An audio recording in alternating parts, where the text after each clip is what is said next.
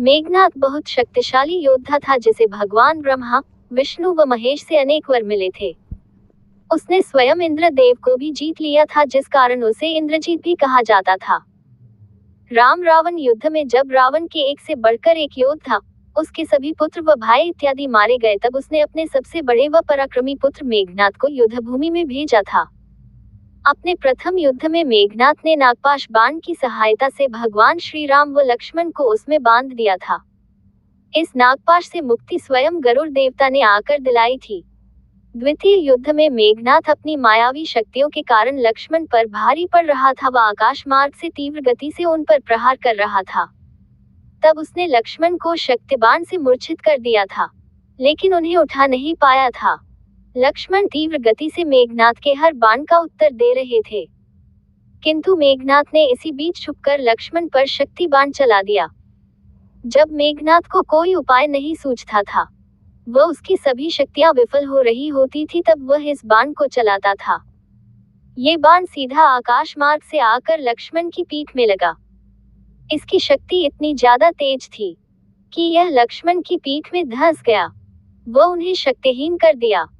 बाण के लगते ही लक्ष्मण के हाथों से धनुष बाण छूट गए और वे मूर्छित होकर भूमि पर गिर पड़े। जब मेघनाथ ने ये देखा तो वह अत्यंत प्रसन्न हुआ।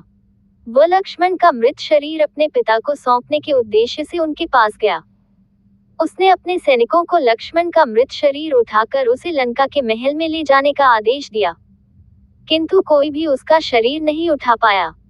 ये देखकर स्वयं मेघनाथ उनका शरीर उठाने के लिए आगे आया, किंतु अपनी पूरी शक्ति लगाने के पश्चात भी वह लक्ष्मण को उठा नहीं पाया।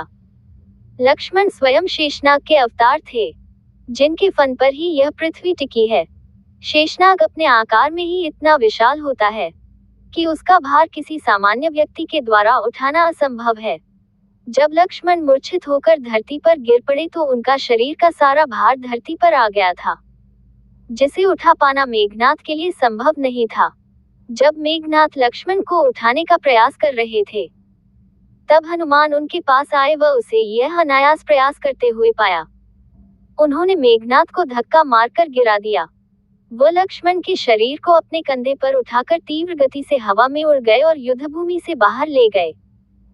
यदि मेघनाथ लक्ष्मण को युद्धभूमि से राजमहल में ले जाने में सक्षम हो जाते तो शायद ही उनका जीवन बच पाता, किंतु स्वयं शेषनाग को उठाना उसके वश में नहीं था।